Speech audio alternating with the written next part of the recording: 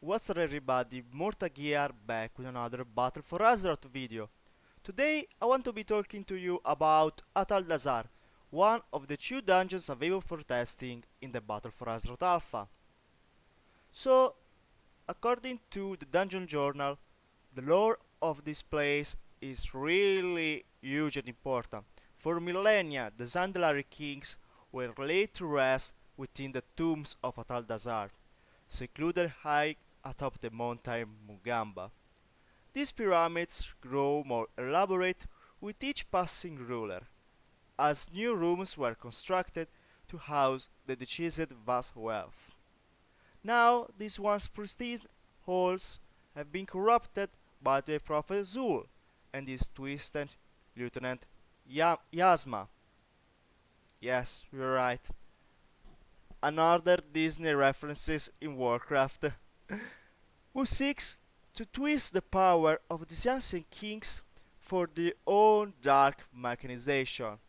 And in fact, as you enter it, you notice it about that all the enemies are troll Zandalari connected to Prophet Zul, a lot of dinosaurs, and undead dinosaurs. So you can move freely to choose between the first 3 boss to defeat, and then you will unlock the last fight against Yasma or Isma. Pull the lever, Kronk. So the first boss that I'm going to review is Priestess Alunza, which gives me a vibe similar to the Akar fight back in Classics. She is here present to drive out all the corruption that is now cursing this place, and of course we are part of this corruption. So during the fight we will notice some patches of tainted blood to the ground, and at a certain point of the fight herself will try to use this ability called transfusion to heal herself, gaining our blood.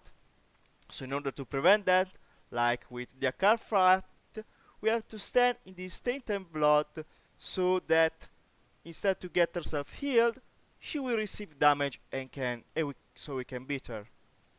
The second fight, which is the one we are looking at, is Volkal. No, sadly no Kronk references in this name. So during the Zuldazar questline, we will meet the bodyguard of her, of Yasma, and we will defeat him. How, we don't know, because that zone is not available to play yet. And she decided to use his fellow bodyguard again, making him an undead and binding him to 3 totems. These totems, when they remain intact, make him invulnerable and unkillable. So in order to beat him, we have first to destroy these 3 totems. After these totems are being destructed, he will start to rot, increasing his damage by 25% and also leaving patches of toxic pools on the ground. So we have to kill it before we have no other safe space available where to stand. The third boss is Rezan, an undead Loa, as called himself the Loa of Kings. This massive Tyrannosaurus Rex it was one of the most important Loa on Zandalari.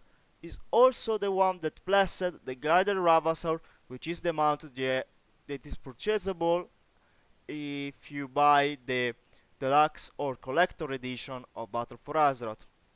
And this fight, as you can expect him by a giant dinosaur, will cover abilities such Tremendous Bite, Terrifying Screech, in this case Visage, so be sure to go out of line of sight so do not get feared by his presence.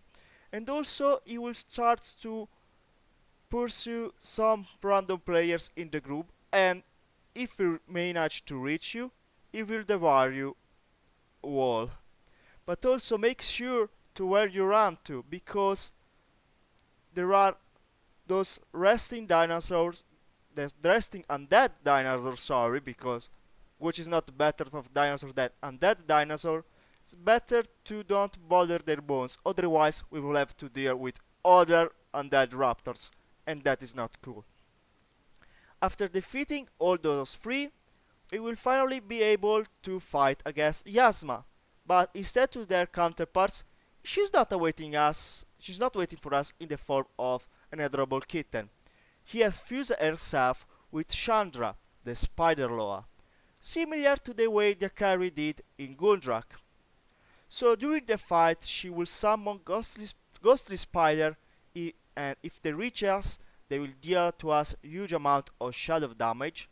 But also, she will cast, when you reach 100% of energy, an ability called the Soul Rend. When we gain a debuff, and we need to go as far as possible from her, because when this debuff expires, it will create some shadowy apparition that if it reaches her, she will use this ability called Soulfest, and for the entire duration of the fight, for every spirit that she have devoured, she will do a blast of shadow energy every 1.5 seconds. So it's very important to deal with those hats, otherwise it could be a potential wipe. So these are the spell in the normal version of the encounter. I can't wait to see the heroic and the mythic version of this dungeon to see what other abilities will have those bosses. I generally love the look of these dungeons with all those gold, all these undead dinosaurs, Sandalari, or even these creepy references to a Disney movie.